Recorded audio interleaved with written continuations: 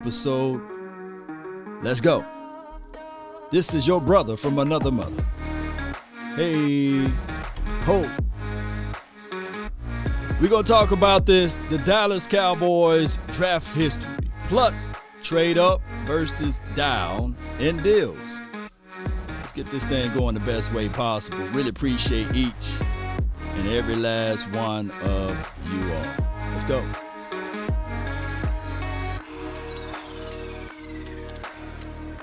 Turn me up.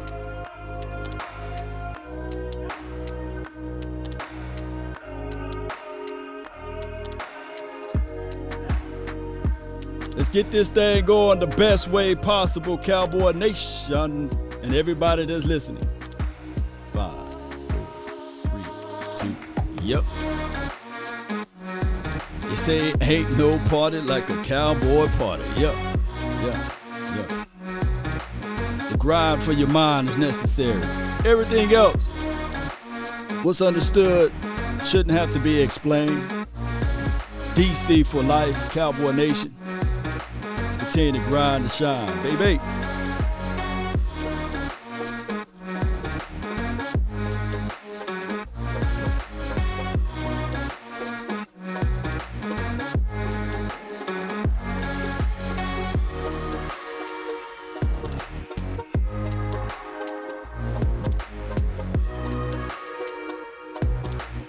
Be sure, if this is your first time here, hit the like, share this content. Let's go. Draft time for your mind. Captain trade up this year. I see you. J. Lombardi.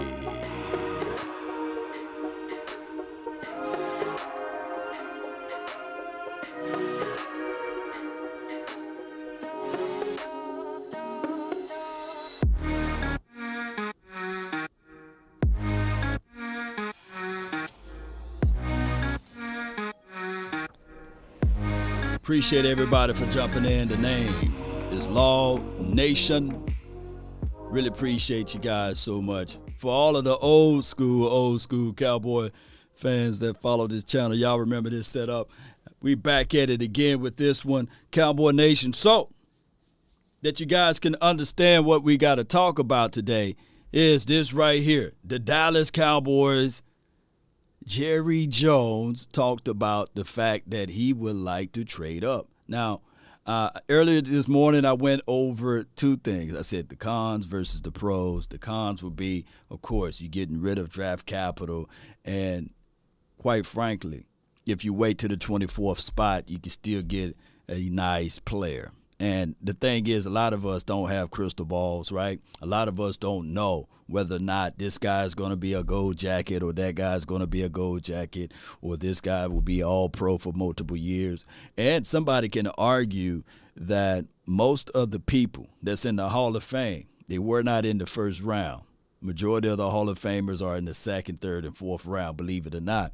But when you look at talent-wise and grade-wise, we can only go off of college film. And at this point, when we look at college film, hopefully that would translate to the pros. That's what we're living off of, hopes, dreams, right? Unfortunately, that's just how this thing goes, Cowboy Nation. If this is your first time watching, be sure to understand that I'm going to spit nothing but the real over here. It's not going to be fluff. I'm just going to give it to you straight. But Cowboy Nation, be sure to hit that like, share this content, let a friend or a neighbor know where to go when they want to tune in to Cowboy Sports Talk and beyond. All right, so here's the thing. The Dallas Cowboys need to look at it like this. Going into this draft with the 24th pick, there are many of situations where we ran mocks that you can still get your dynamic player. But if you decide to move up and get somebody that you love more than you like, I can't hold you to that. But just don't give up everything for that. Like next year's first, don't be doing that.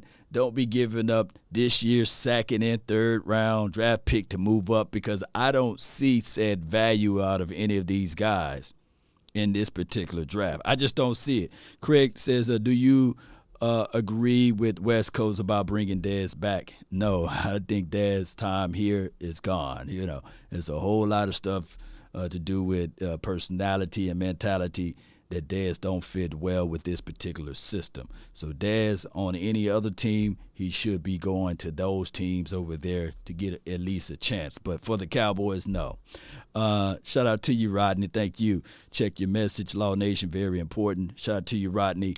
Where at? I'm on multiple platforms. If you're talking primarily through Facebook, it's easier to reach out to me via Twitter DM or my personal email at lawsnation@gmail.com. That's a better way to reach out to me. Now, when I did the video of Dez, just to talk about Dez a little bit, when I did this video, it was primarily for Dez to be entertained by another team. Let me see if I can find it. Here he is right here.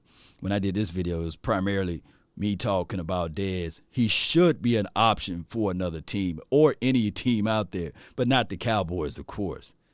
It's just too much crazy stuff to go with the Cowboys. And on top of that, the Cowboys, we getting all of the news right now. This offseason, Cowboy Nation, and everybody that's listening, nobody talk more about the Cowboys than any other team. If I was an alien from another planet, from another galaxy, right, to land here in these United States and turn on the TV, I would literally think, hey, that's the team that just won the Super Bowl, the Cowboys. They're not even talking about the Super Bowl champs. They're not even talking about the Cincinnati Bengals. Everybody, mama, uncle, cousin is talking about the Cowboys and their decisions and what they're going to do. Like that's the only team that's here. And if you're a Cowboy fan at this point, you're saying like, hey, what have we done to get this type of news coverage? Oh, we put money in the mouths of these big networks. And they can't help themselves. They love the money. But this is what Jerry Jones had to say, and I'm going to break down what they're talking about, so bear with me. And just going in as much as you can say about it until you see what's there, who's on the other line. But, yeah, I would trade up to, since we're down as low as we are in those first 2 or 3 rounds, if we had a chance to, and somebody that we had really coveted was sitting at the bottom, Frederick. We're sitting down there at the bottom, and we were able to trade up and get him. All right, so when they traded up to go get him, he talking about Travis Frederick, and I believe he will be down here in Texas for a couple of days, and I'll coordinate with you guys about, meeting up with Travis Frederick. Shout out to him and his campaign. Wonderful guy, and shout out to Cowboys Experience. And here's the thing, Cowboy Nation. What Jerry is saying is that since we are at the back end of the draft with the 24th pick, should we get a chance to move up and trade up to get somebody that we like? Now, the philosophy of the Cowboys' history of trading up, he talked glowingly of Travis Frederick. But on the other end, remember, we traded up to get Mo Claiborne, and that experience, that's a better way to say it, didn't work out and fare well with us, Cowboy Nation. It flat out didn't. It didn't work for us. And I'm going to tell you guys, I don't want this team to look at this season and say, since we didn't do the necessary moves in free agency, so that we can look like, let me see, I got some breaking news. Oh, my gosh. All right, let me go. Let me go right here. Bam, let me see. Gelkin. Let me see what he had to say. He said something about, okay. Cowboys. Can y'all read? Cowboys informed punter Hunter Nicewander this morning he has been waived. Sources says Nicewander spent last season on the injury reserve, but is fully recovered from back issues. He will seek better opportunities to compete than he would have in Dallas behind Brian Anger. Oh, okay. Oh, I thought that was breaking news. When that news button hit, I got to pause for a second, so the Cowboys are making moves. They got rid of Hunter Nicewander. I thought Hunter was gone anyway. I didn't know he was still on the team. But I can tell you one thing, Cowboy Nation, maybe they making moves to insert someone else, right? So shout out to Michael Gelkin on this tweet. Let me just do this right here, do him a favor and retweet that. And shout out to Brian Anger. We paid Brian some good money this off season, and we hope that we can recoup some of that on the field, right? We want to see Brian Anger continue to he made second team All-Pro last year. Let's see if he can completely move this thing up. I hope somebody says, I hope he is not targeting Stingley. Now, hear me out.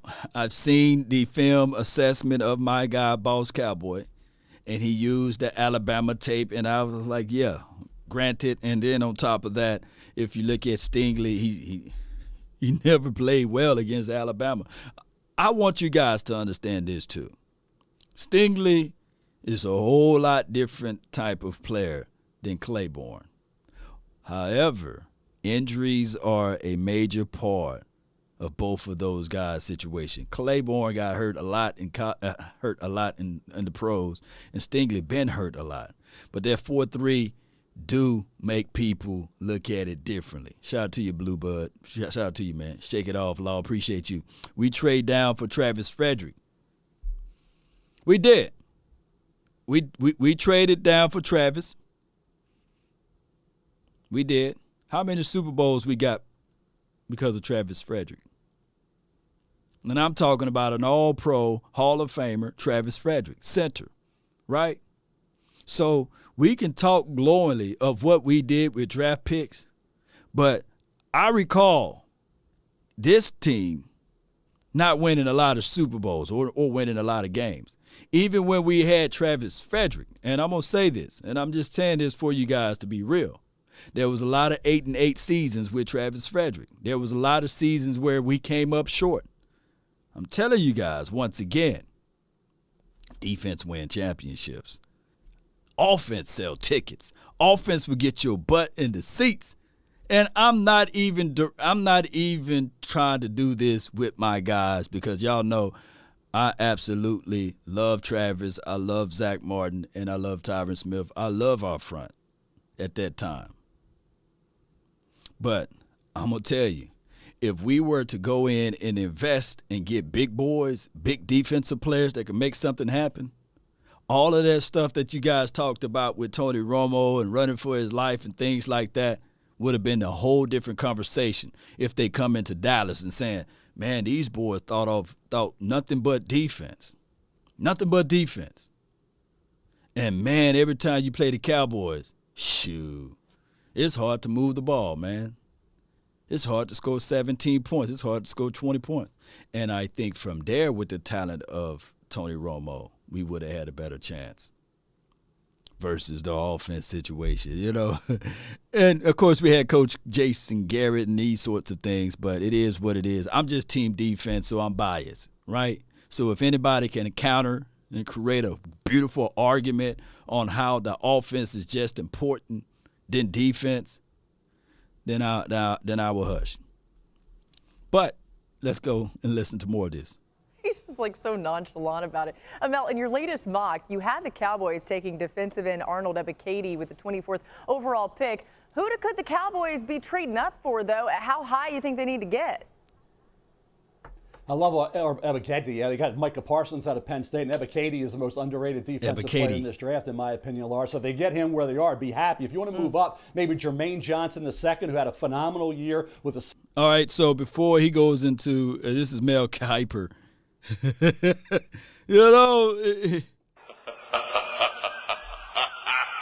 I'm not finna look. I like Jermaine's tape.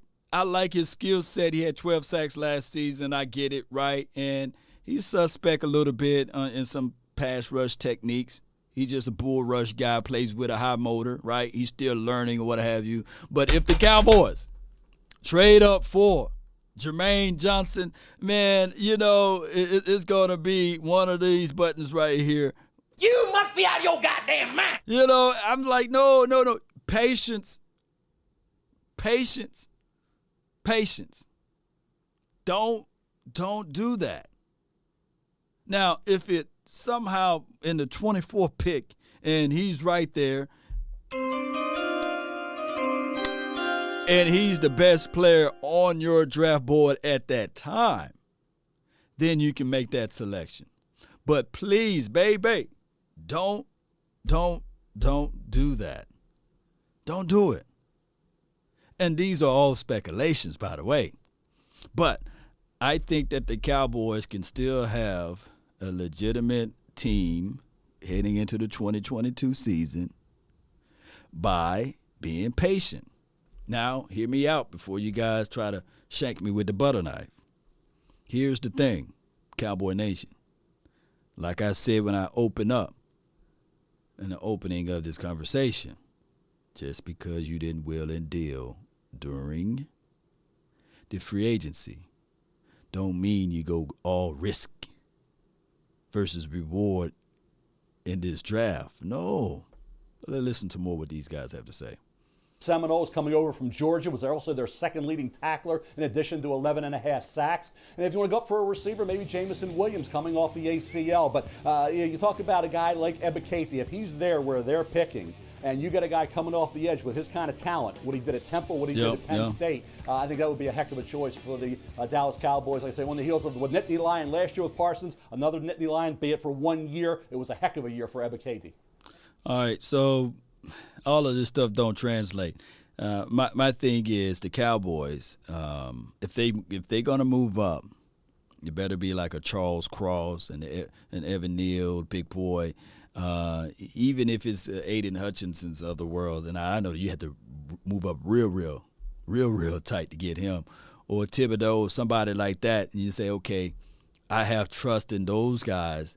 Was it Karlaftis? If you want to move up to get him, maybe I can see some of that, and I can say, all right, I can maybe deal with that. But let's be real. You just paid Dorrance Armstrong, right? And you just brought in Dante Fowler and Chauncey Golston, those guys, right? And I can only imagine that this team still is going to look into this edge situation and draft somebody. But I don't think that this team should lose draft capital to do such. On top of that, you got other holes that you got to fill. You got a wide receiver situation that you got to fill. And there's no way that you can say, all right, Cowboy Nation, let me talk to you guys about the Cowboys heading into the 2022 season with CeeDee Lamb as your number one and James Washington as your number two and Simi Fehoko as a guy that's going to play that hybrid role, and we're going to win some games. We flat out going to get things going in the best way possible. No. We have to stick to this philosophy, be patient with this game. And hear me out. If you're going to do anything, we got a big hole. And we got it in multiple area codes. I got holes. The Cowboys need to be singing that song. They got holes in different area codes. And it's on the front five as well as wide receiver. And one can argue on that defensive core, which would be the interior as well as linebackers. They got to fill those holes. Could you imagine Jameson Williams I with that know. offense? Like, wait, and CeeDee Lamb, and oh my goodness. Here's the interesting thing for me when I hear Jerry Jones speak. Number one, you're not moving up just for a need. You're moving up for a want, right, Mel? Like, if you have needs as the Dallas Cowboys that you could probably fill more than likely at 24. So when I hear Jerry say that, he's like, he wants to go get something that is a difference maker. And my mind immediately went to the wide receiver spot. And I don't know if it's Jameson Williams to move up to the top 10. Is it Garrett Wilson to the top 5 to go get him? But I also think, are they trying to find like a Micah Parsons 2.0? Are they going to be so froggy where they try to jump up and get Kayvon Thibodeau? Could you imagine Thibodeau and that defensive end power that he could play with in that defensive line? Karlaftis out of Purdue, the big defensive end. That's the fascinating thing for me is you are not moving up just for a good player. You are moving up to go get somebody as a difference maker, a Kyle Hamilton, a Thibodeau, a Johnson, Devin Lloyd from Utah. Devin Lloyd probably be there. Cowboys. If they get Jameson Williams, my goodness. Because Jameson Williams is good. It's just the injuries, but that is an opportunity to get him. But we'll have to see the vibes of the draft. And he fool around and start dropping. Then you can probably make your assessment there. One of my guys here says, I think it went away, but I'm gonna give you credit. Just repost it, and I'm just gonna read it out. Oh no, here you go. D Rose, what's good with you, D Rose? Appreciate you. I think it's Rotherham. Appreciate you, Botham. Appreciate you. Thank you for the $5 Patreon, PayPal. Appreciate you. It goes right here. He says D-Law and Fowler stink. And my only rebuttal to that, my guy, would be this right here. The Cowboys paid D-Law. They paid him. And that's the situation. If he stinks, they paid him. And unfortunately, when I go to PFF and I'm not looking at just the grades or what have you, Demarcus, let's put up Demarcus Lawrence. Let's see if we can pull this up. And we go to Demarcus Lawrence. I'm looking at his stuff right here. 2 assists, 2 forced fumbles, 3 sacks. He had an INT, 4 pick six. His run defense, as it relates to graded out, amongst all, not just the Cowboys, amongst all defensive edge guys, was 93.2. No one was better. As far as their grading system. But I do look at the 14 stops. I do look at the 20 hurries, the 4 hits, the 27 pressures, and, of course, the 15 solos, and we know he missed a few games. You might can get a rookie, to deliver more sacks. You might can get that. But that is the only category. You'll get the sacks, but you will lose out on the run stop. And I'm telling everybody right now, you can't look at Demarcus Lawrence as an isolated situation. You got to look at Demarcus Lawrence because he's going to get 2 guys. And we did get a chance to see just a glimpse of it when they had Randy and D-Law on the field at the same time. And they utilized that with Parsons.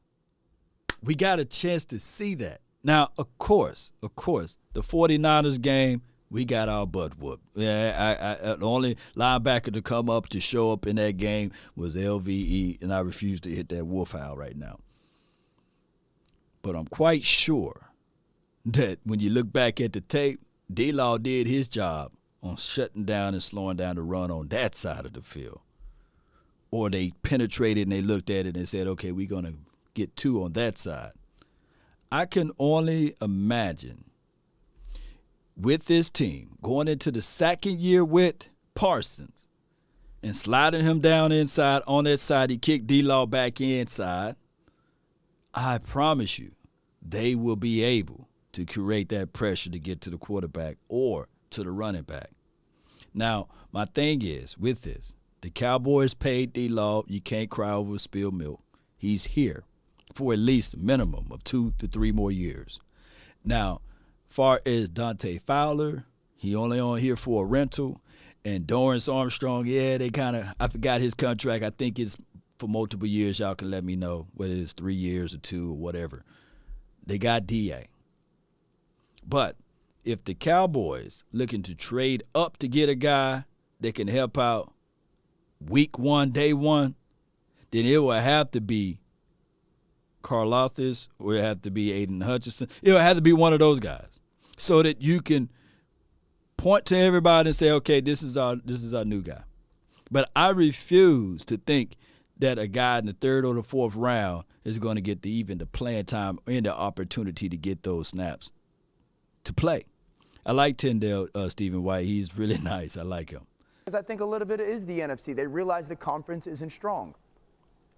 I don't know if they move up. It all depends where they move to, right? To go from 24, you know this, Mel, all the way up to the top 10 is going to cost them a haul for the future. And I don't know that they're willing to risk that, especially on a guy like Jameson Williams, who may not be able to play. I know we're forecasting the middle of the season and all those sort of things, but what difference will he really make for them when they got to win right now? I think they're looking at a cornerback spot. I'm thinking they're looking at maybe like a Sauce out of Cincinnati. If you go back and you look at Dan Quinn and what he was able to do in Seattle when he had those bookend corners, I think that's something that probably plays because they've been trying to. Slow down, Keyshawn. Hold up. Slow down, Key. Hey, show of hands who likes Sauce, right? Who likes Sauce Gardner, right? Put it in the chat. Put it in the chat if you said, man, that's Sauce. He's long. Hey, he'll fit in his cover 3. Just like that. He'll fit right on in, and then you can close your eyes and say, okay, Diggs on the opposite side, and that would be really, really, really nice, Cowboy Nation. That would be a real nice thing. Beautiful thing, by the way. Who likes Sauce? You know, I see somebody. Thomas said he likes Sauce. Nick says he likes Sauce. Ooh, saucy. I'm saucing on you. Yeah. Shout out to you, Stephen White. So, yeah, a lot of people. Ahmad Gardner. Yeah, Terrence Shorts. Shout out. That's my dog over there. Shout out to you, man. Yeah. Not here. See, Nick said not here. So, I'm saying this. Listen to me closely. When Dan Quinn was over there in Seattle land, were those DBs first-round draft picks? Were those DBs second-round draft pick? And were those DBs third-round draft pick? So let's not get it twisted, Cowboy Nation. Look, we praise Anthony Brown for having a good season. We even talked a little bit about Jordan Hip Pocket Lewis having one of his better seasons. So give Kelvin Joseph a chance, right? And give me Sauce over any CB in this draft. I feel you, Nick. I got you, dog. I got you. But what we can't do is give up draft capital to move up to get Sauce. You know, I just, if you move up, of course, I like Jordan Davis. I do. And if people can connect the dots, Seattle Seahawks talked about all of the Legion of Boom, this and that, but they leave out Big Maybang. Who remember Big Maybang? You know, those guys don't get a lot of glory. Right, big boys. But if you trade up to get Jordan Davis, man, I just have a weird feeling deep down in my gut. It's just the Cowboys' way. We trade up to get Jordan Davis.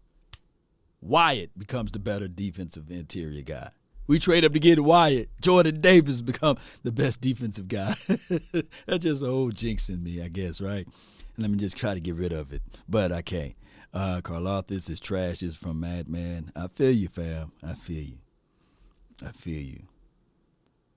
But man, when you look at his tape and you just look at it, not like an look. What I really want you guys to do, and I'm trying to really say this calmly, is. All of these guys are isolated guys, right? Just like I was trying to tell my guy, Boss Cowboy, in the OC about Stingley. You know, he was playing press on Devontae Smith. Press. And I get it. First-round draft pick, you're supposed to, if you want to be in that category, you want to be in those conversations, then dog it, you gotta do it. With no safety help rolling over the top. No. Burnt him. He was on fire, right? He got killed. Roll Tide, right? But we're not asking Stingley, if the Cowboys do decide to get Sauce or Stingley or any of those guys to play man-to-man with no safety help over the top, it would be nice. But in the cover 3, you don't play it that way, right? You got help. Or even if you look at what my guys say about Carl Arthurs or Aiden Hutchinson, all of those guys, they will come into this particular system not to be the end-all, be-all. Not like what Parsons was asked to be, pretty much the end-all, be-all. But Parsons separated himself in camp, right? But he still was being a guy that had to split some things. And then the Cowboys came to sense and said, you know what? We'll bench Jalen Smith, right? And natural selections got rid of LVE out of the situation. And LVE turned the corner around the latter part of the season. I can't throw dirt on that man all the way, but he did turn it around just a little bit. So don't look at these guys as isolated situations. That's why even if you go with a wide receiver, it would have been nice. Let's say if the Cowboys wanted to go with Roll Tide kid, Jameis Williams. I'm about to say, I'll keep saying, who's just like me? I keep about to say Jameis Winston, for some reason. But Jameis Williams, it just me, my tongue get twisted. I wouldn't mind it that much if you take that risk if Gallup wasn't hurt. I wouldn't mind it that much. I definitely wouldn't. Like if the Cowboys stay put and it's the 24th pick and then all of a sudden you hear with the 24th pick, the Dallas Cowboys select Jameson Williams, And then we're going to jump for joy or what have you. And then we would have the expectations like, okay, cool. They're going to bring him on slowly. We already got Gallup if Gallup wasn't hurt, right? And we have James Washington, right? and CeeDee Lamb. And we're going to bring on Jameson Williams slowly. Wouldn't mind that, right? Shout out to you, Jamison Taylor. Appreciate you. Shout out to you, man. We need a one tech, and that's my guy, Jay Lombardi. Let's listen to more of these guys. Get 2 corners in Dallas for a very, very long time. Mel, I'll ask Mel a question off that, Key, because I agree, like Sauce Gardner, but he's not falling far, correct, Mel? Like right. You're going to have to go up into that top 5 to go get him, correct? A lot to unwrap on what you guys were talking about. Let's go to Derek Stingley Jr. If you see him sliding down to that 12 spot, Minnesota could be targeting the former LSU Bayou Bengal, you go up and get Derek Stingley Jr. He would have been, had he been healthy this year, he would have been maybe the #1 player in this draft. Okay, certainly the #1 corner right there with Sauce. Then you think about Jameson Williams. Great to see a kid, ACL national title game, now being one of the most talked about players in this draft. To the point about Jameson, he will be there for the stretch run. October, November, when you're getting ready for the playoffs, maybe gearing up for a Super Bowl run, Jameson will be able to help your football team. Yeah. To the point about Key moving up. I do like the way he put Super Bowl run and everything. That plays right into our feelings, right? We all want the Super Bowl, and we can only imagine, right? But let's listen. The Falcons went from 27-6 to get Julio Jones. So it can happen where you can go way up there and get a receiver. Now, in that point of the draft, it would be Garrett Wilson more so than Drake London right now. Wilson projected to go 4 to 7. Drake London in that 10 spot. So if you want to go way up, it's probably one of those 2 receivers. Chris Olave, Ohio State would be more around pick 15 to go up there to get him. Yeah, Chris Olave, speed is just speed, baby. And like I said, you can't go into the lab and say, I'm going to move this around and I'm going to plug this in and I got the speed. No, that's something God gave. God gave Chris Olave that speed, right? And Jameson, he got speed too. Don't get it twisted. And he got quickness and the way he cut inside of his route and then go, shoo, that doggone Jameson. Hey. Oh my gosh.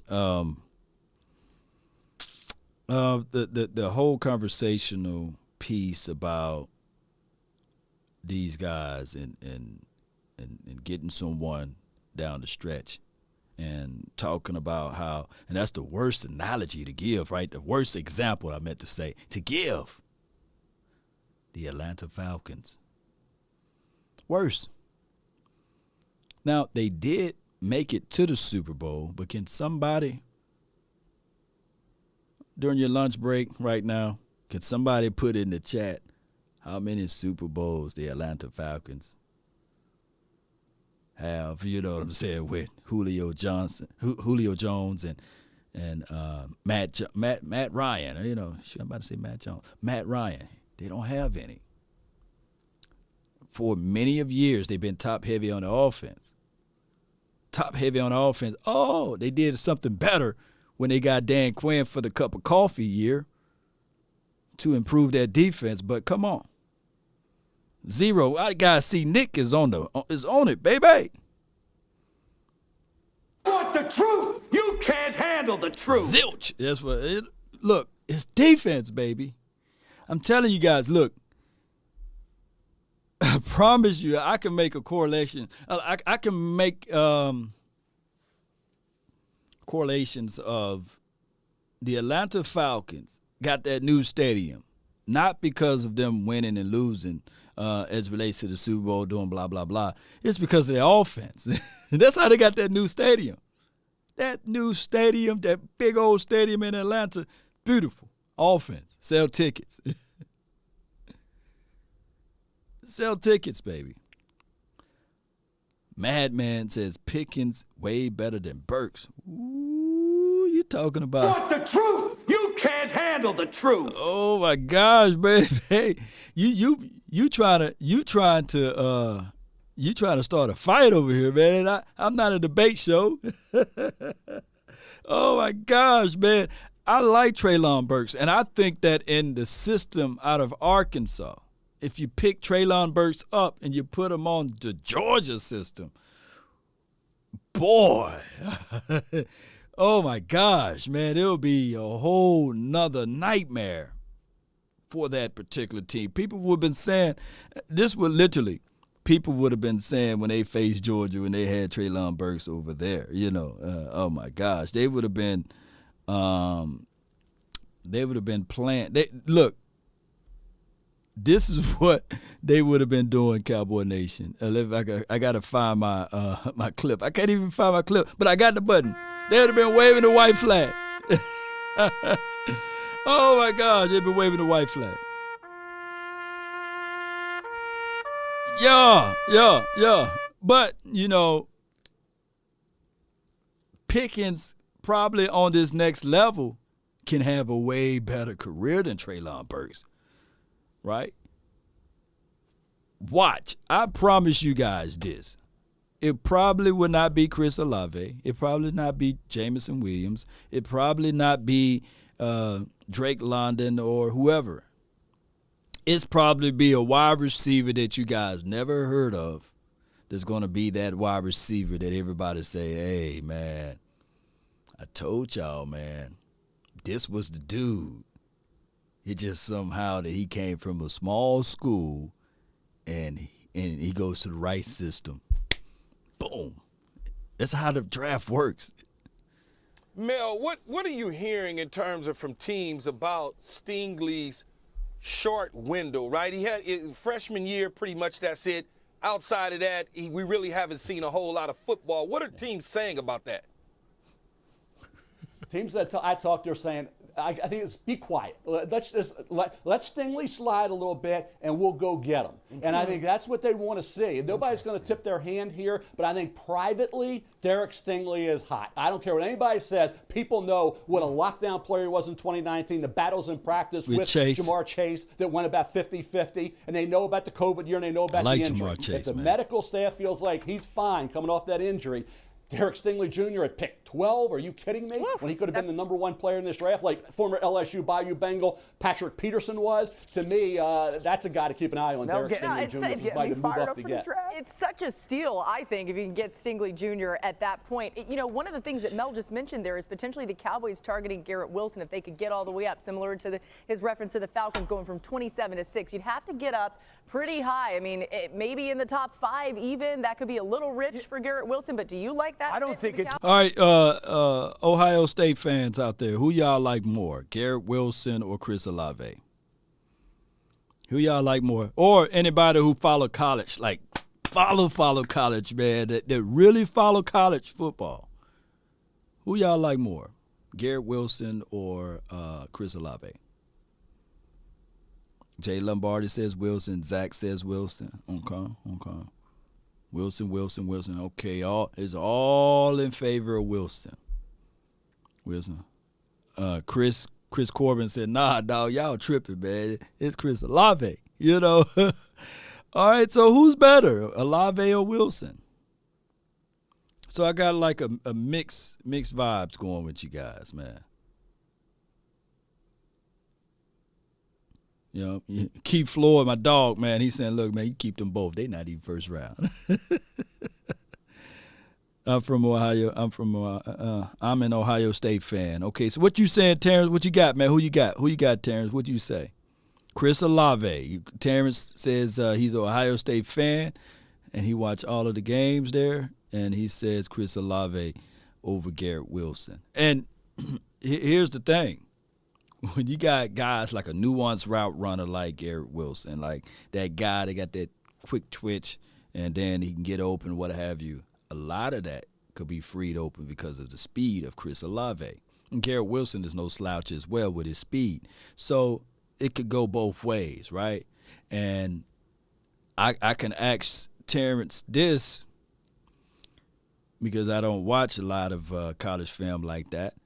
Terrence, Shorts, the opposing team number one DB, who were they facing? Like, were they faced on Chris Olave, or did they put him on Garrett Wilson? You know, let me know.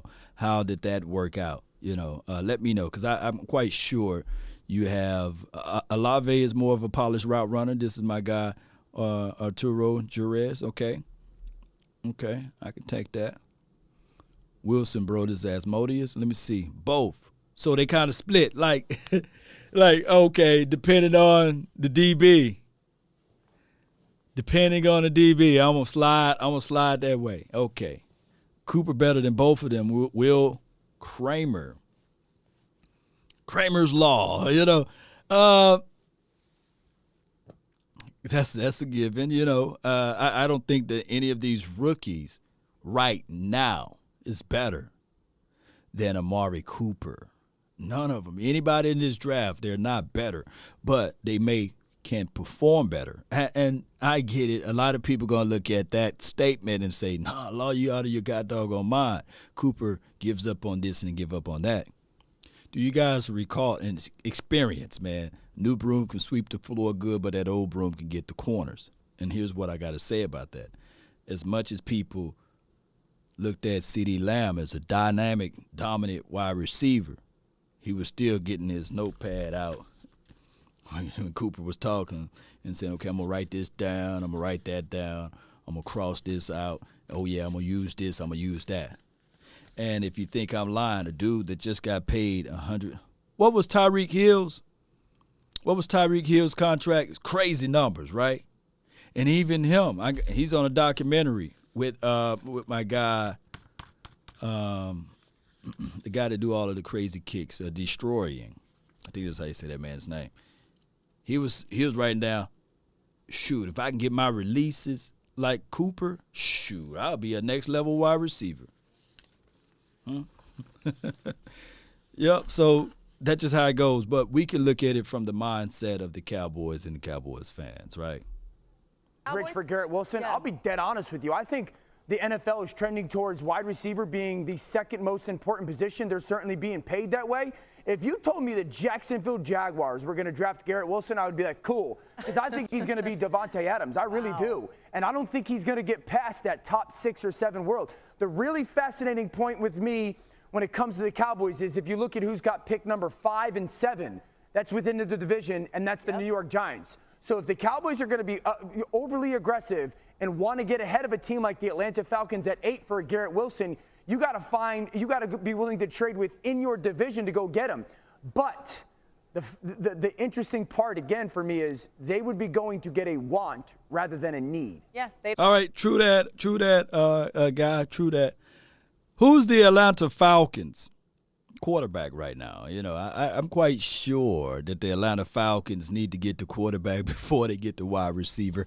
Can somebody help me out? Who's the Atlanta Falcons quarterback? I forgot. You know, I don't really pay details into situations like that. And Mariota, Matt Schaub.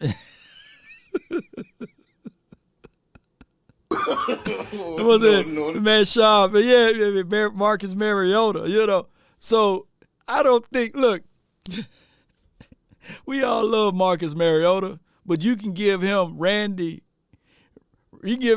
Moss, Jerry Rice, and T.O. No. Marcus drops back. He looks left. He looks right. Oh, he's toting. He's running to the 20, to the 10. He's in. Marcus Mariota. So, and shout out to Marcus Mariota. I'm quite sure that they would like to go draft a quarterback at this point.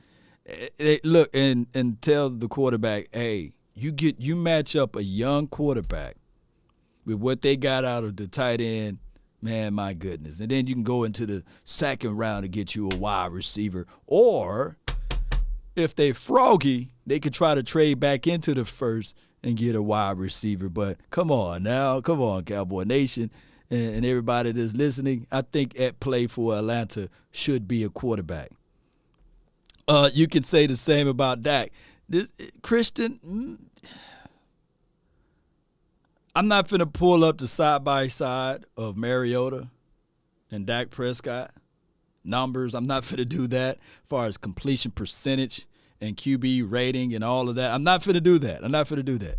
But I can literally say, yeah, I feel you what you're saying, right?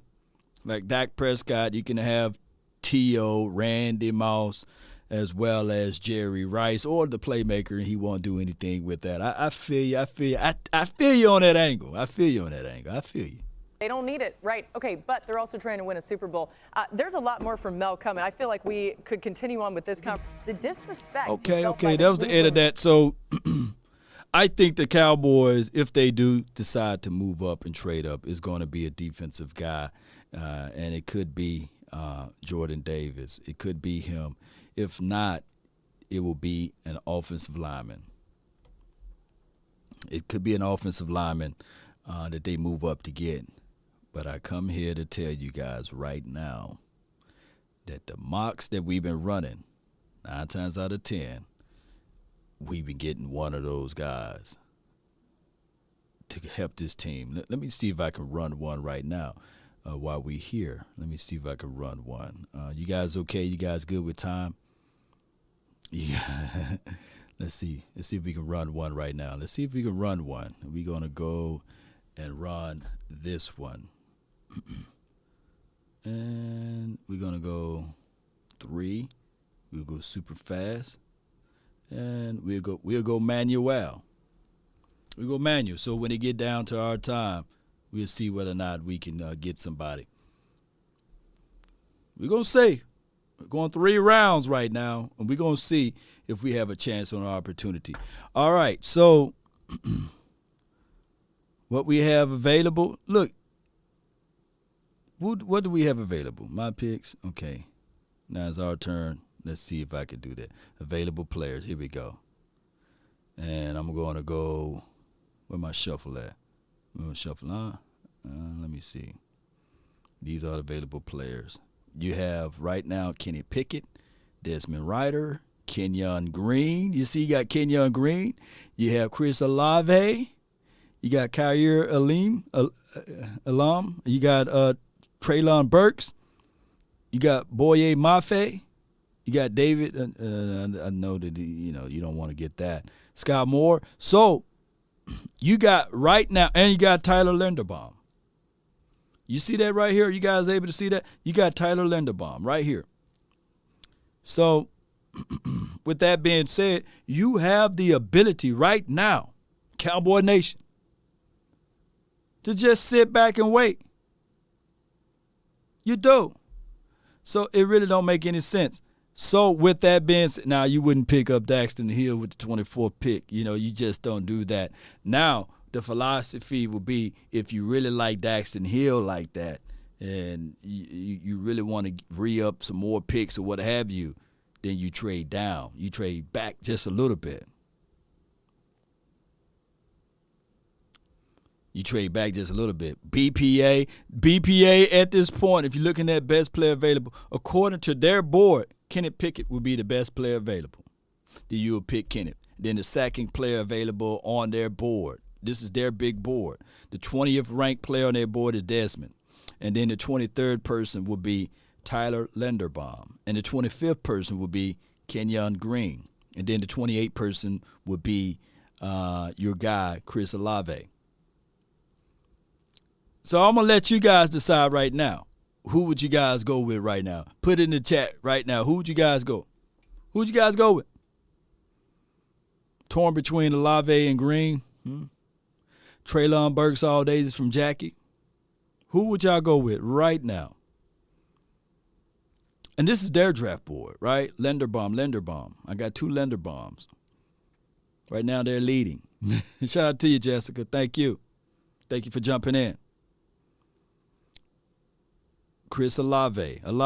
I'm picking. Madman says, he picking Olave. Ain't going to let nobody turn him around from that. Zion Johnson. I see where Zion is gone. O-line. Philosophy thinking. Do you go with lineman? Do you go with skill player? Do you trade back? Now, I don't have time to do the trade back situation and scenario. Zion Johnson is already gone. So Green is there. All right, so 4 kicks. We're going to draft Chris Olave. Are you not entertained? Are you not entertained? That's an entertainment pick right there. They draft Chris Olave. And then we'll go back and we'll see how many times. Because if you really like Treylon Burks at that point and nobody playing around with him, then you will look at the team that's behind you. You look at the few teams that behind you, and then you will say to your beautiful self, would you want to make a trade so that you can get an extra second-round draft pick, so you can get an extra third-round draft pick? But you can't let them know of your intentions. You can't. So now with the 56th pick, we got Chad Muma right here. We got Trey McBride. We got Travis Jones. That's your interior guy. You right now can answer some of those issues that you have as far as the interior. And that's on the defensive side of the coin, by the way. And you got an offensive guy, Dalen, you know what I'm saying? So you can go that route. You got Miche. You already got your wide receiver, so you really don't need to look at Miche. So where you guys going with right now? Burks won't be there at 56. I give you that. But you're looking at this team and what Treylon Burks do for an organization and for a team is, I believe, he will work wonders for a team, but not wonders for the Cowboys in the way. Hear me out. Kellen Moore runs his particular system, his scheme. I just don't see Kellen Moore getting that creative enough to use Treylon Burks. I don't think that Treylon Burks can take the top off the defense, and on top of that, yeah, he can give you some end arounds or what have you. But shoot, dog, you give Chris Olave that pill to do that, and he can take the top off the defense. And on top of that, you got Simi Fehoko and CeeDee Lamb, who's a skinnier Treylon Burks in most situations. But neither here nor there. You got, with the 56th pick, these are the guys that's available. Kenneth Walker, you got Sam Howell, Sean Ryan. All right, that's your interior guy right there. On the offense, on the offensive side, wait a minute, what happened? I thought we had okay, these guys already picked. No, he's not there. Well, he is there. So who would you guys go with? Mama. That's 2 defensive guys.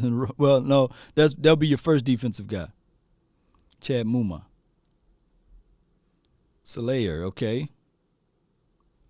I'm reading your comments over here.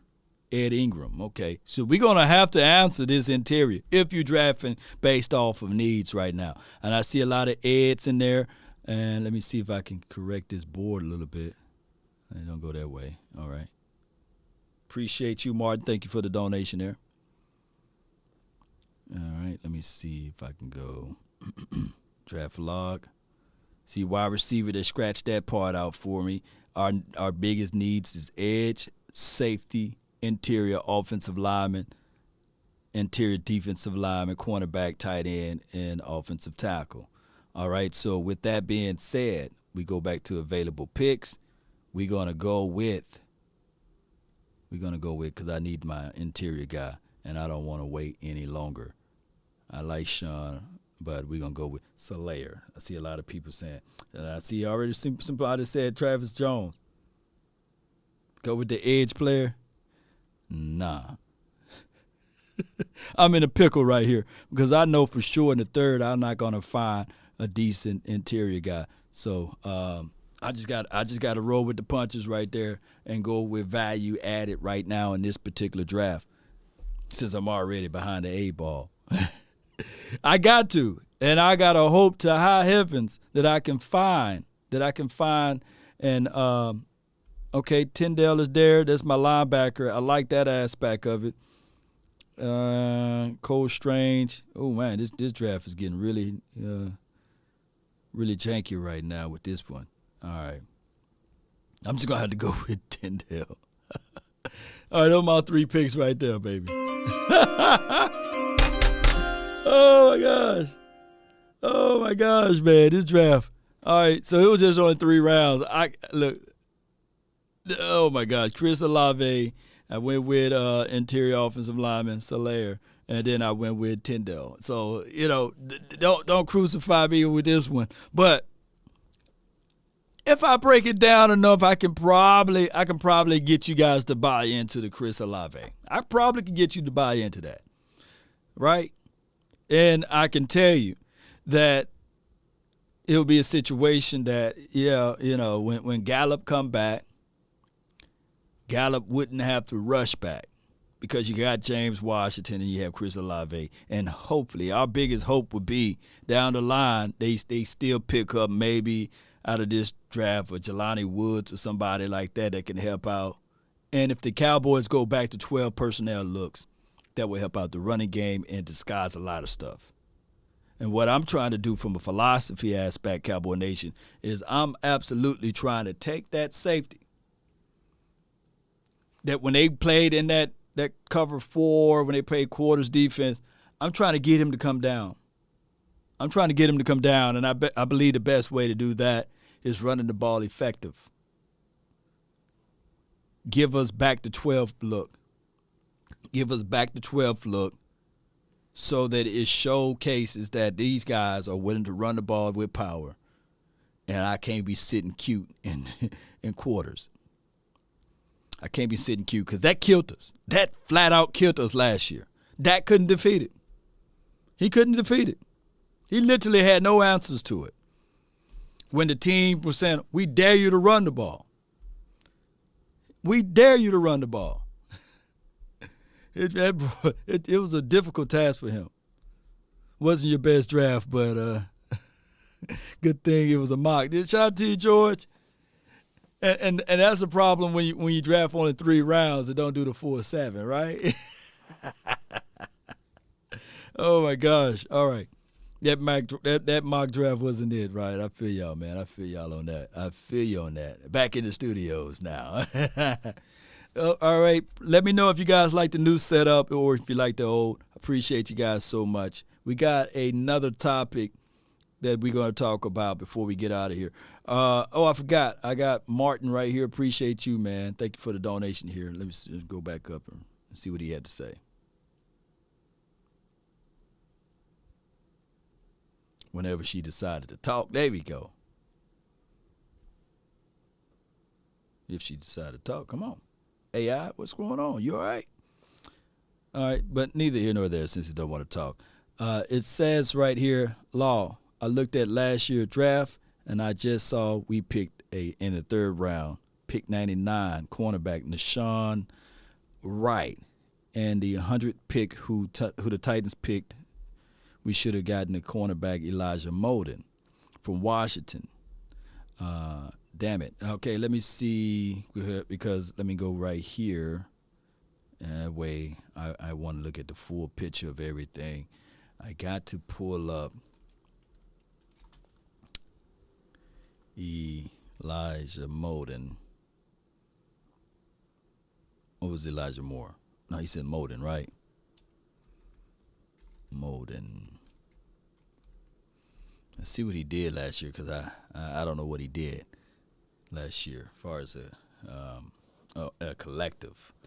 All right, so he had 48 solo tackles, 1 interception.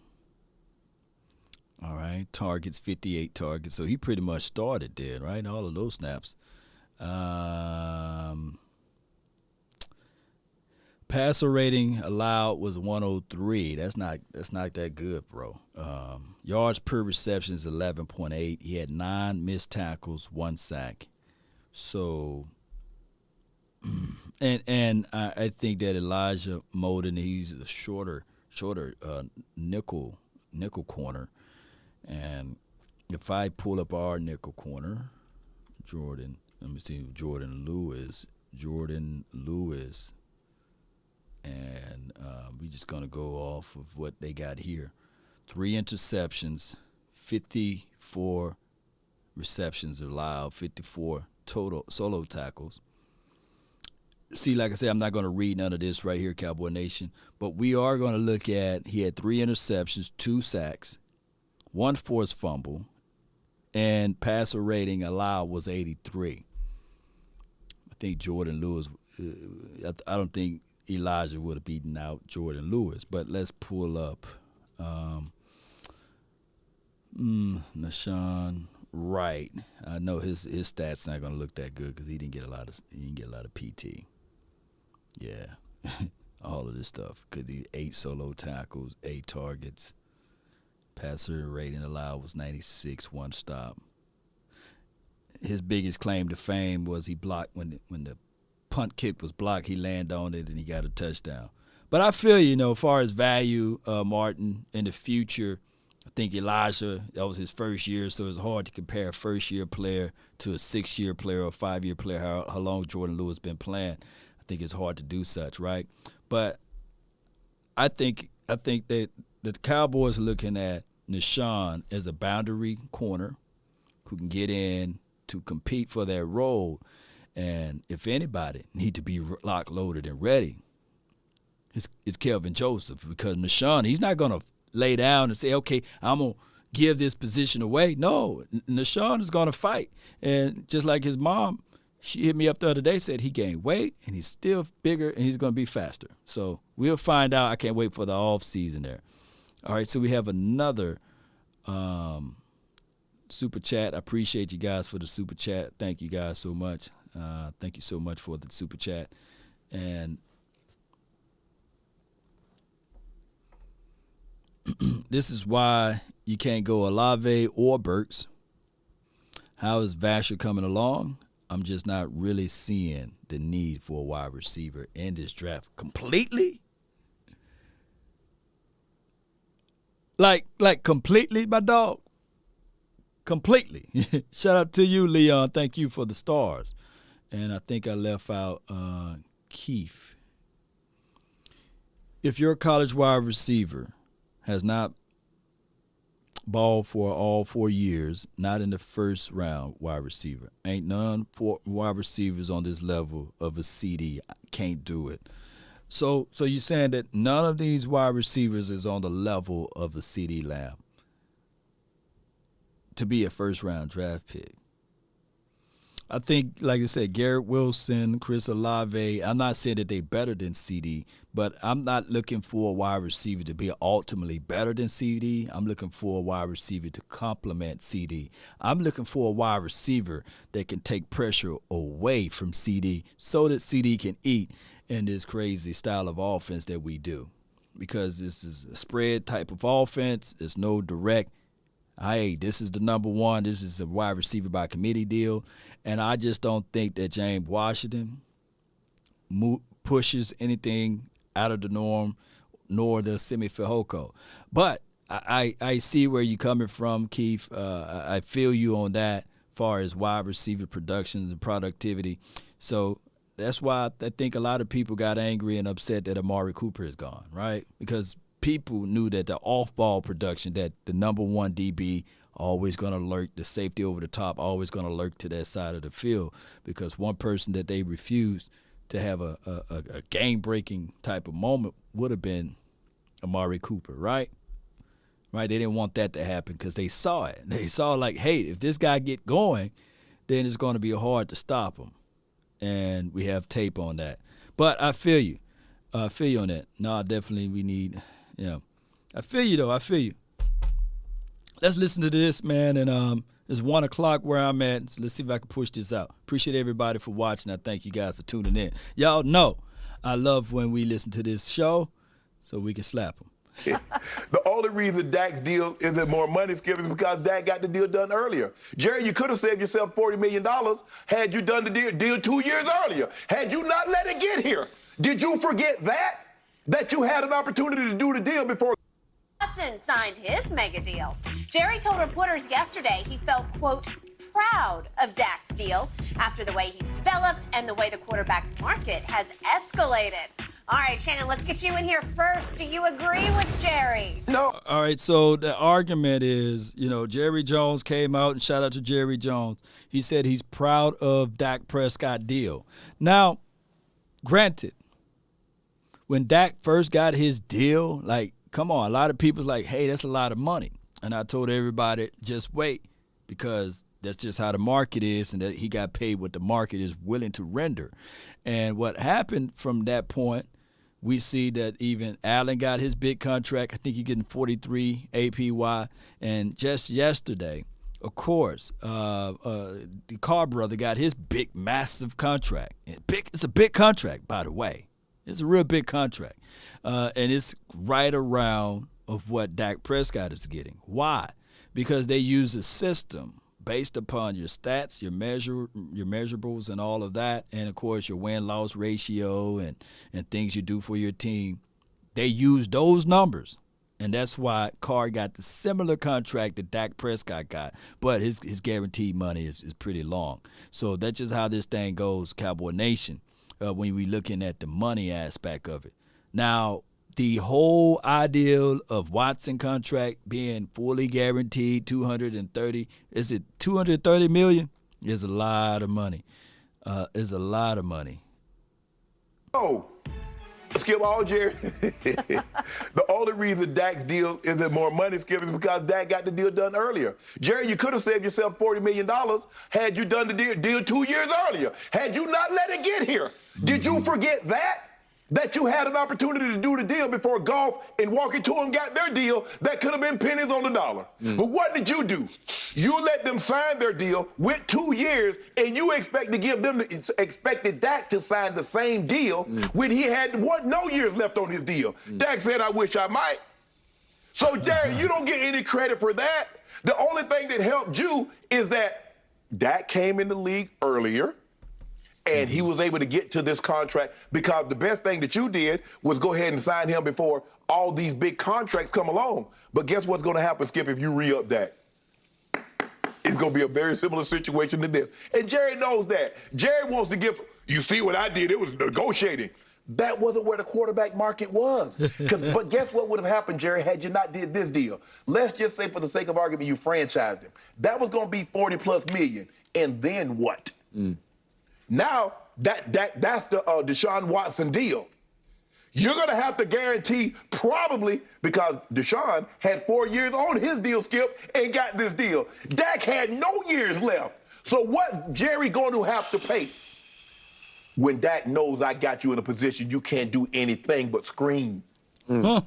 It would have probably been $275, and you talk about Dak Prescott got $75 million the first year. He probably gonna get $125 the first year. Yep. So Jerry, you don't get no kudos. Talk about you negotiating a strong deal. Stop it, Jerry. Skip, at some point in time. Y'all know who else got the similar deal? Matt Stafford got a similar deal, and even though his APY is like right at 38 million. So these quarterbacks are getting all types of crazy money nowadays, Cowboy Nation. And the best way to look at this is stop worrying about it. The quarterback is always going to get the most coins. It's not how many Super Bowls you won and these sorts of things. Because what Tom Brady done for all of those years, I mean, God, dog, this dude is just amazing, man, for him to do all of these things, man. I know you guys can't see, probably had to squint your eyes, but the dude got 35 playoff wins and 12 losses in the playoff, man. Let me repeat, 35 playoff wins. Go to my Instagram page, and I pretty much broke this down all together about how, this guy just such amazing career resume. And as far as him taking the amount of money that he's taking, oh, my goodness, that's the blueprint.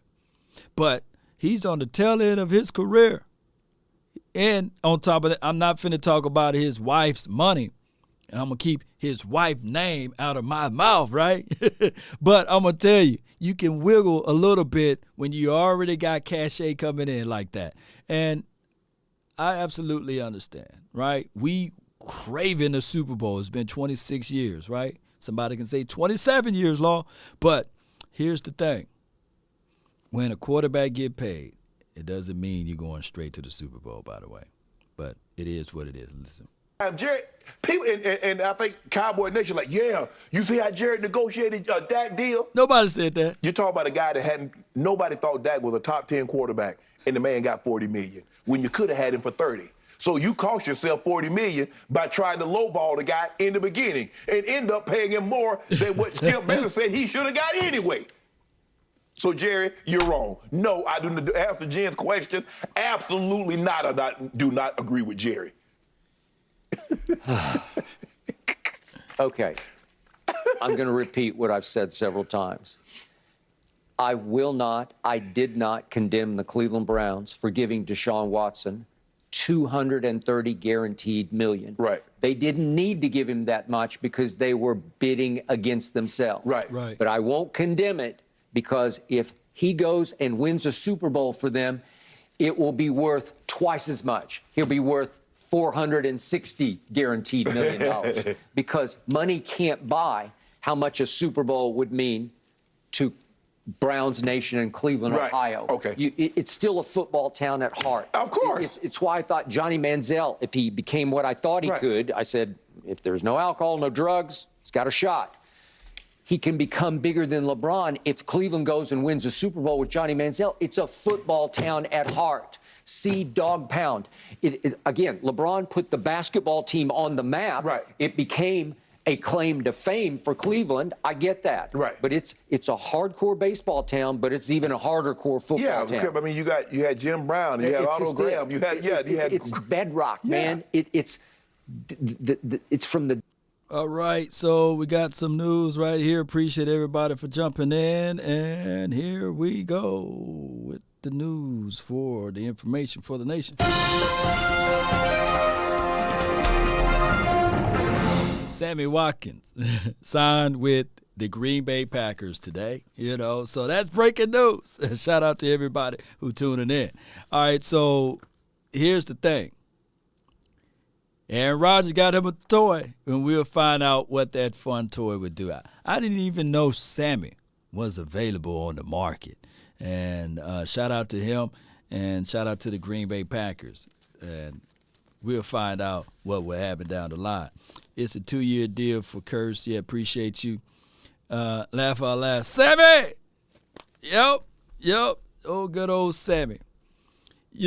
At one point in time, the Cowboys had an option to go with Sammy or Amari. Now, did we make a better decision going with Amari, or could we win with Sammy? Or Sammy got him a ring, don't he?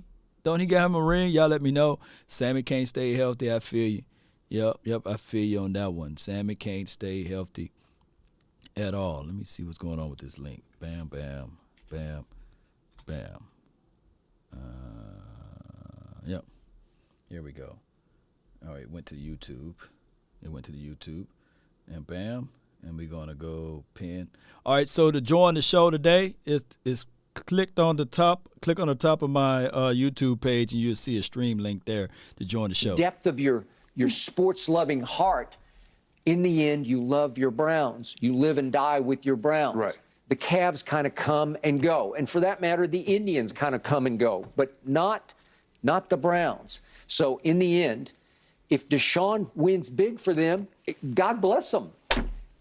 In the end, I do. Sammy got him a rings. Yeah, Jay Lombardi. That's a good deal for him. I do not think Dak Prescott's going to win big for my Cowboys because, number one, Jerry knows he overpaid because he admitted at the opening press conference when they signed Dak, you got me. Right. I told you.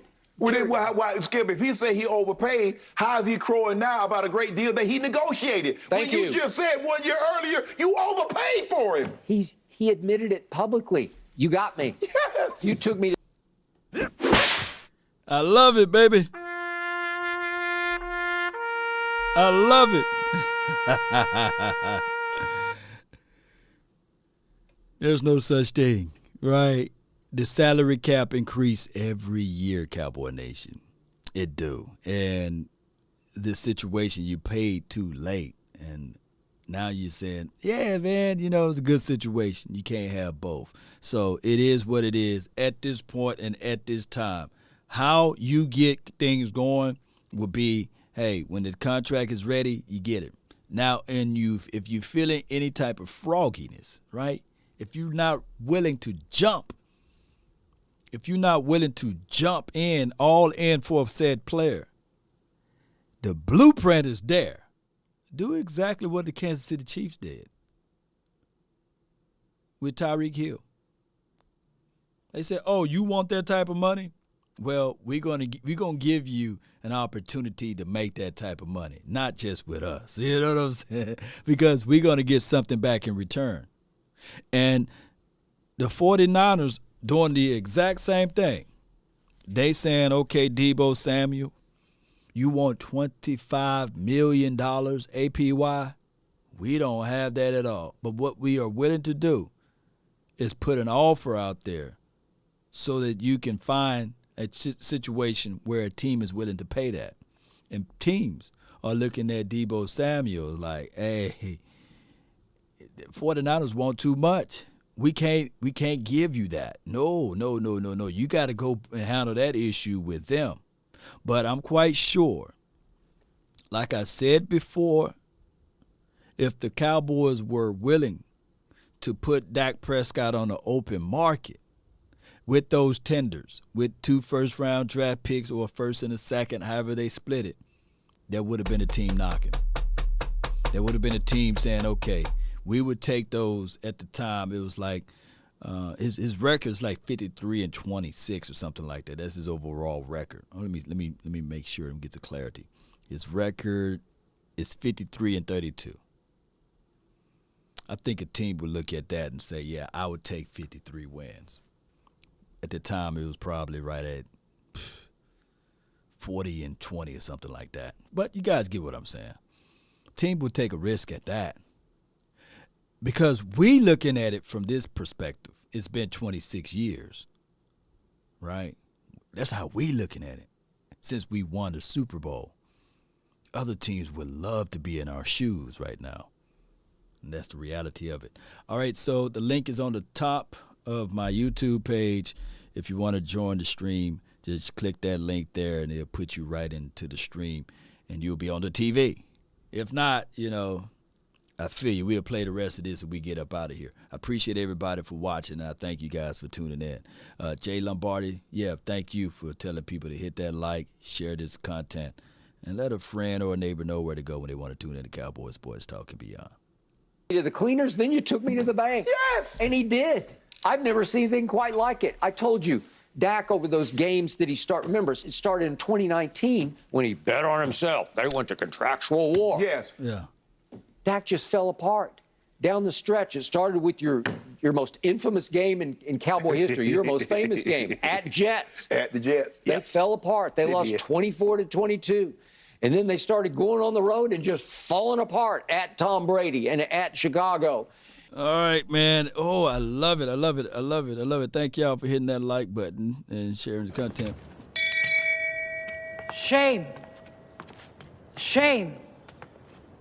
Shame. Here's the thing, whereas I love to go back to this 2019 moment, right?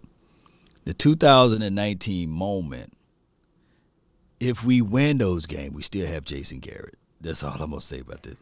All right, Shap, man, what's good? You live? What up, Law? You see what I got rocking, don't you?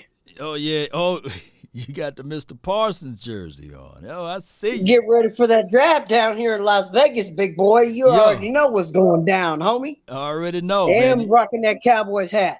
Yes, indeed, man. I see. Let me get you straight up on the screen right quick, man. I gotta get you, I gotta get so everybody else can see you, man. I really appreciate you for jumping in and spitting your mind over here, man. So talk to me, man, about whatever you want to talk about while I'm sitting this thing together, man. What you were saying about that Chris Olave, that's who you picked, right? Right. You're right. He was the best wide receiver on the board. Go. Well, I seen people in the chat saying, well, why would you pick a wide receiver first?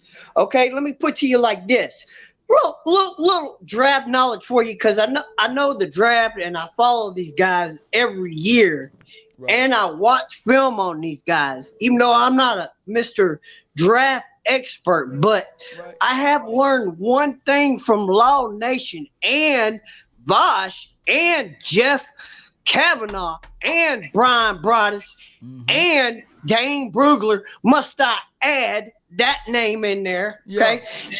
When it comes to drafting, you take BPA. So if a wide receiver is the highest rated player on the board and he's there, I don't care if you need offensive line and you need left guard. There's a left guard by the name of Bernard or Kennard or whatever his name is. You take him in the second round if your wide receiver is higher than your offensive lineman. Period. Yeah. Okay? Facts. Period. I don't care what you guys think in the chat. BPA, remember that, okay? Yes, indeed, now, if your offensive line is higher than your wide receiver, then you take him. But otherwise, you go BPA. That's just like if your linebacker, like Micah Parsons, was the highest rated player on your board, then you take that Micah Parsons, period. Hey, can you show everybody the Parsons jersey that you won on this show? You know what I'm saying? Yeah. Look at that, dog. Look at that, dog. Yeah. That's what I'm talking about. Yeah. And the hat.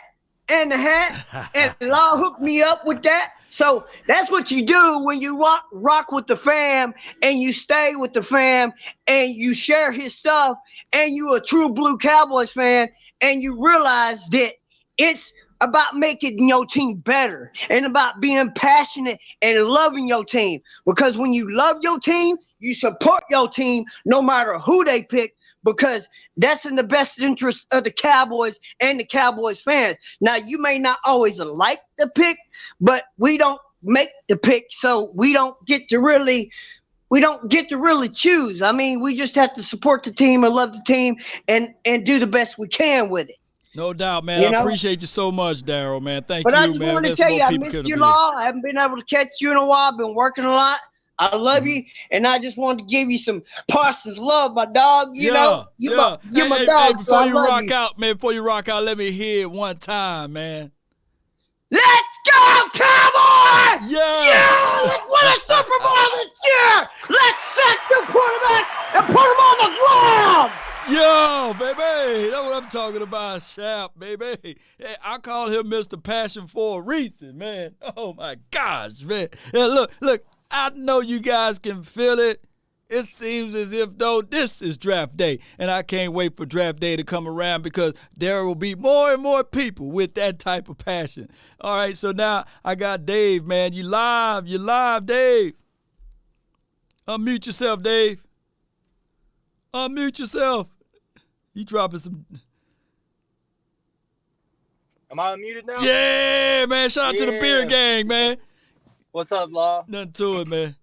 Hey, man, first off, I just want to say I really love your show. I'm at work right now, actually, but I get your notifications, so when you pop up, I'll try to jump on. Appreciate it. Let me clarify a little bit earlier about Olave and Burks. Okay.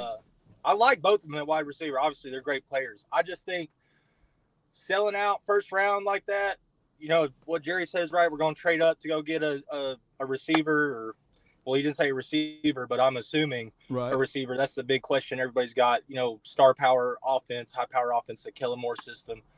I just think we'd be selling out for, like you already saw in the draft. You go that route in the first round, and then in the second and third and fourth, it just gets worse and worse. Just messes the whole thing up. And there's a lot of talent. What I haven't seen though, and maybe something on it, I don't know, but TJ Vasher, right?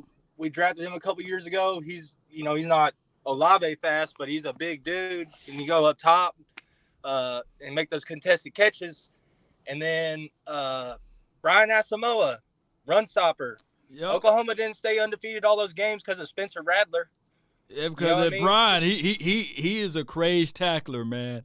My only thing is, will that go against Quinn's philosophy, because he's 6 foot, close to like 5'11", 6 foot? Do that goes up against his philosophy, because he liked those long linebackers? Yeah, all right, I got you there, but I don't know.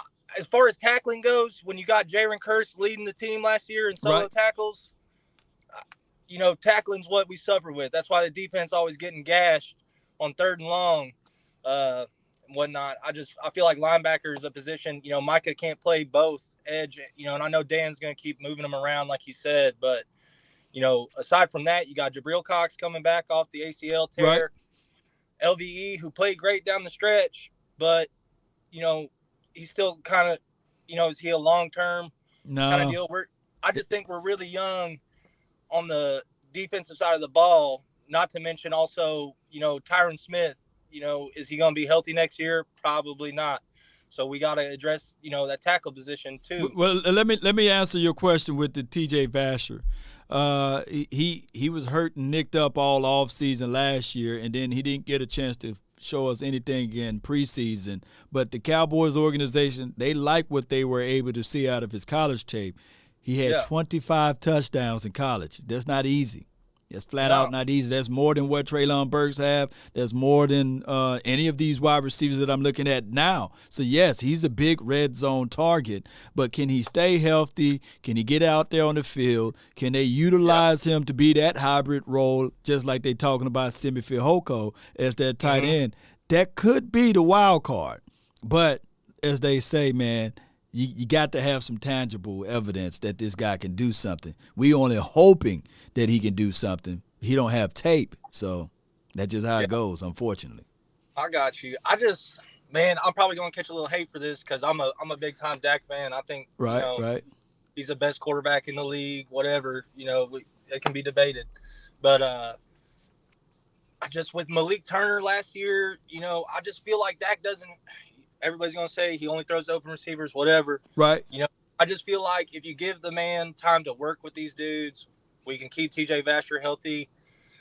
I feel like we got enough at the receiver position to be like, hey, let's just hold up on it 1 year. Unless it's like 3rd round, Jalen Tolbert,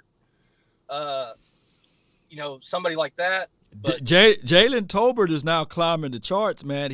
They are literally saying that, he may come in the late 2nd round. I don't know if he's going to wait all the way, because we're picking late in the 3rd round. I don't know if he's going to be there for us in the third round. Maybe with that 2nd round pick, that's where we do our trading, not in the first round. Yeah. The second round pick is where we do most of our risky picks, So like Deshaun Lee a couple of years back, he was a risk pick.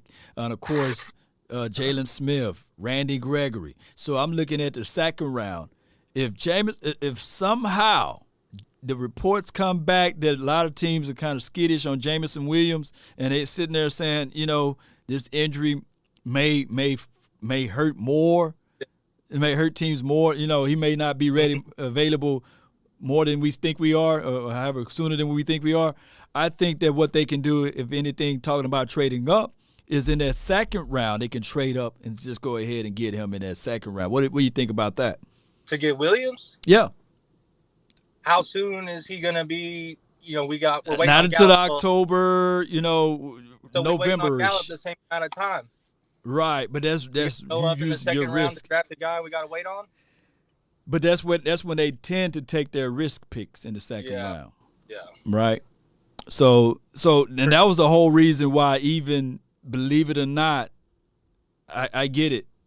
Diggs is having a phenomenal year, but the reason why Diggs fell to the second round, because a lot of people were worried about a guy who transitioned over to a DB from a wide receiver, and they were saying that he only had 2 years or 1 year at DB, and they really don't know how to grade him such. And the Cowboys said, shoot, we'll pick him up. Yeah. We'll work with that. Heck yeah. Mm-hmm. And look at how it played out. I Wonderful. love Trey. Wonderful. It worked out wonderful for us, man. I appreciate you, man. What's your name, Yeah, fam? Dallas Dave. Hey, I try to stay active in the chats. Keep doing your thing, Law. Appreciate you, man. Thank you, man, Dave. Appreciate you. Salute. Good call from him, man. Good call from him all together, man. This is a good show so far. I really appreciate you guys so much for jumping in and being part of this episode here. But you guys get what I'm saying, though, right? You get what I'm saying, that, yeah, Burks is a dog. Gerard, I appreciate you for that. But you guys know how this thing roll. Y'all know how this thing roll. All right, so I got my guy, hey, Landlord. What's good, man? You live? What's going on, Law? How you doing, man? Man, doing good, man. I can't complain, man. Talk to me, man. Not much, man. I just seen you live, man. I usually be at work around this time, so I said, let me holler at Law, man. Hey, man. What you got for it, man? What's on your mind, man? Draft time, team now, what's up? I see they saying Jerry telling everybody all our business, saying he want to move up for some reason. Right. Like, he should have kept that on the low, to me, in my opinion. Because now you overplaying your hand, and now people don't want to. They know what your intentions is, so they going to use it to their advantage. If you would have been acting like I could move up, but I ain't really too worried about it, right, you could have got a better deal. You know what I'm saying? But the only player I'm really wouldn't mind moving up for is probably Jordan Davis or either Darius Stingley. If one of them players fall, man, and we got to just move up maybe about 6-7 spaces, man, I believe that might be doable. That might be worth it. And now your name is Landlord. You know what I'm saying? From Bama. So yes, are you a Roll Tide guy?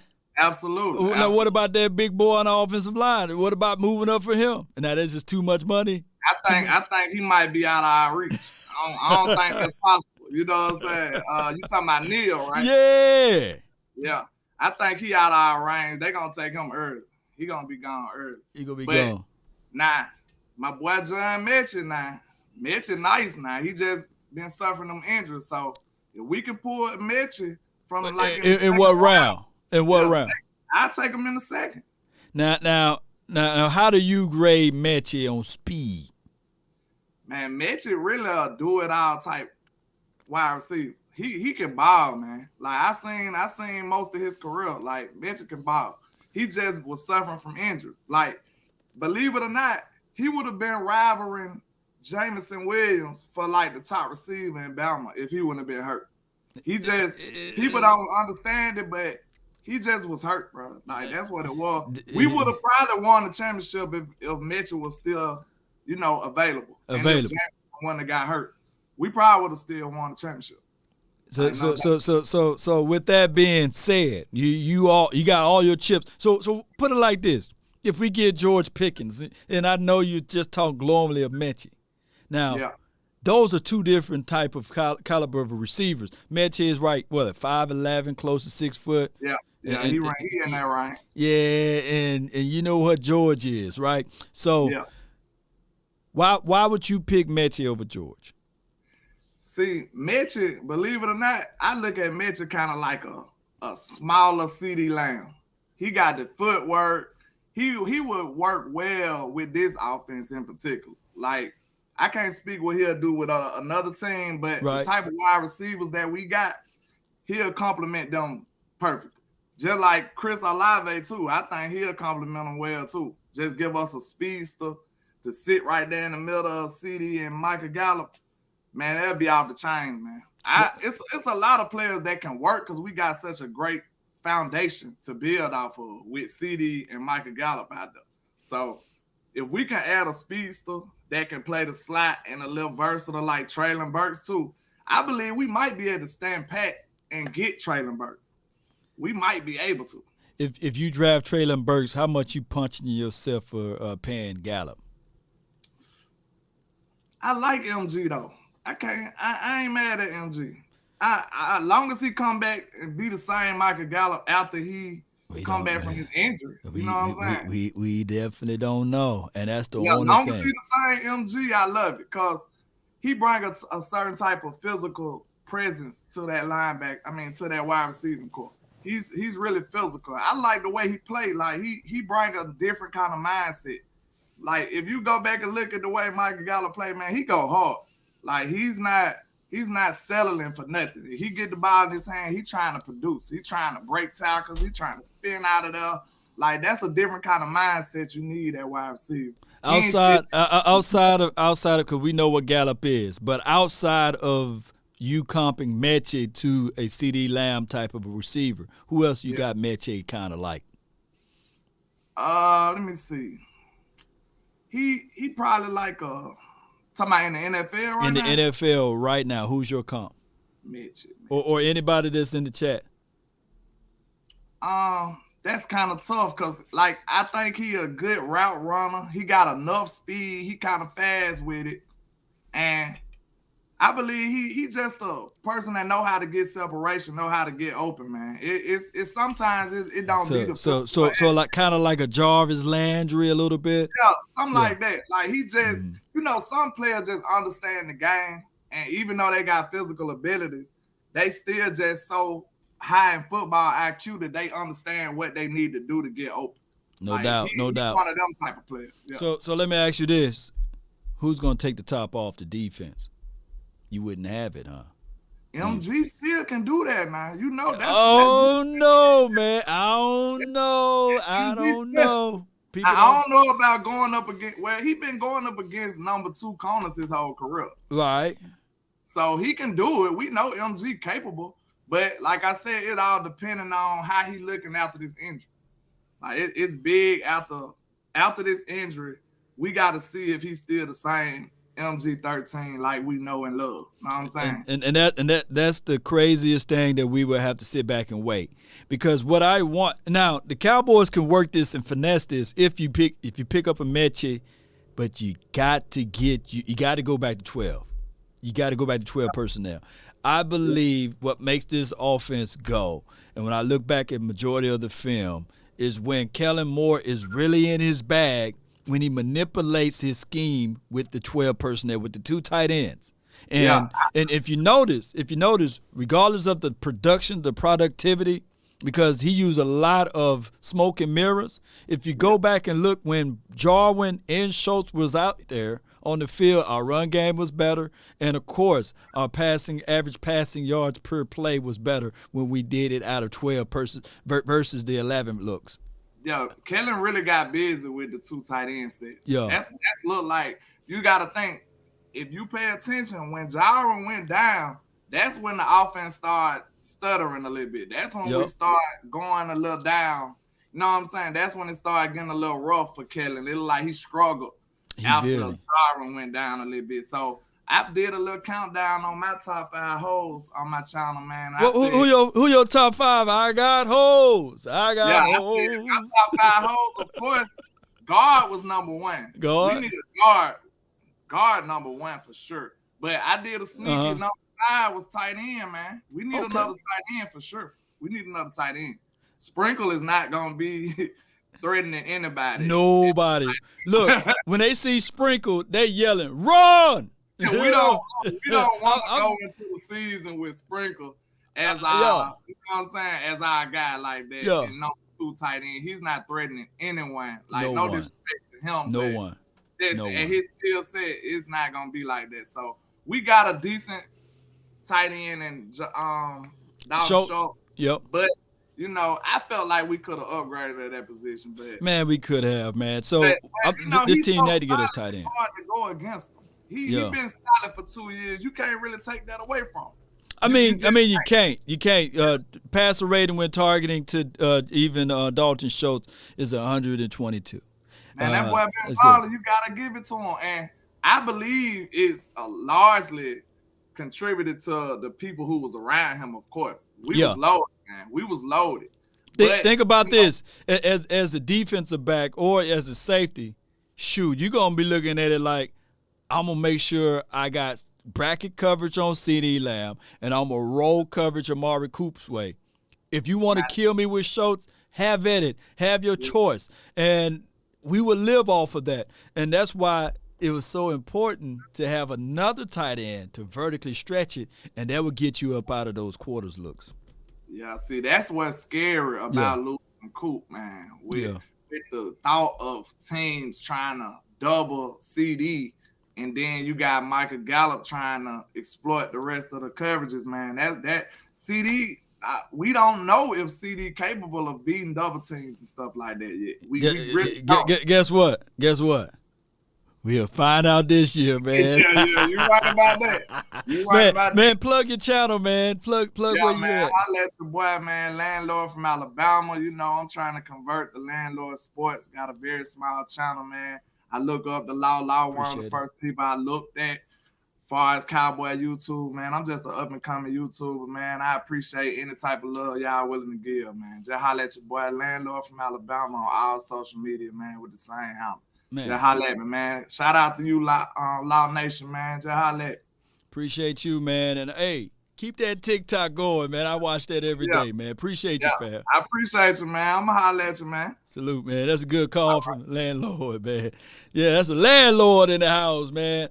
Oh, my goodness, man. This was a good show altogether, Cowboy Nation. I really appreciate y'all, man, so much for being here. And shout out to Cowboys Experience as well. Guys, be sure to check out Cowboys Experience. We're going to have a wonderful, wonderful draft show. It's going to be live, lit, ready. I'm talking about we working on some players, baby. We working on some players to be at this draft party at Walk-Ons in Las Carolinas, and I can't wait to see y'all out there. Look, the draft party is where it's at when you get a chance to come out, mix and mingle, and have a great time. Not just a wonderful time, but a great time. And I can't wait to see this draft and what we're really going to do. It's the area of the unknown, as they all say, Cowboy Nation, and we're going to get it going the best way possible. That's just how we do it things, baby. Hey, y'all know how this thing rock. Y'all know how we roll, Cowboy Nation, one way or another. Y'all know how we get down, and we hold it down, baby.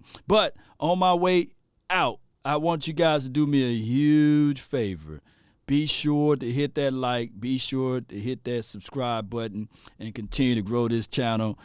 We got brilliant and more things coming your way in the future, and I can't wait because you guys all are a part of it. And thank everyone for tuning in. Let's go, Cowboy Nation. Let's get up out of here. And be sure to let your friends or a neighbor know where to go when they want to tune in to Cowboy Sports Talk and beyond. Let's go. Yep.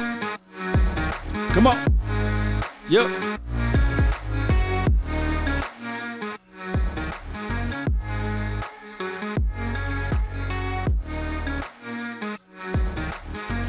They say ain't no party like a cowboy party, baby.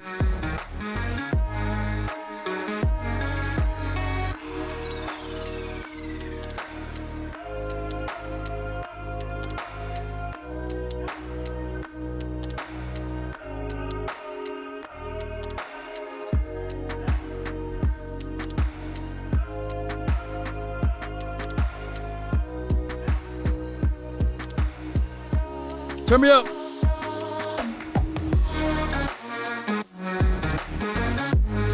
Come on.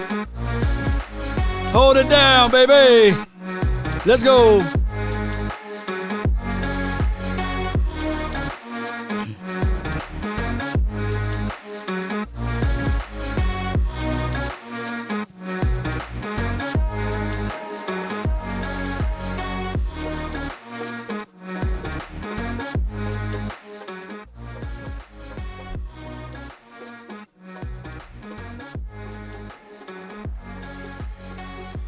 Make today yours. Yes, that's Steven. Yeah, as he say, make today yours, Cowboy Nation. hey, Cowboy Nation, be sure that I tell people this all the time. Just take it one day at a time. Don't rush it. This is early. This is only beginning. It is. And y'all know how this thing rock. Let's continue to grind and shine, baby. We up out of here. One love to the Jones crew. Y'all know how this thing goes. Jerry Jones. And hey, you see Will McClay. Look at Willie. Look at Willie. Willie. He gonna make something happen for us, man. Shout out to you, David. Thank you.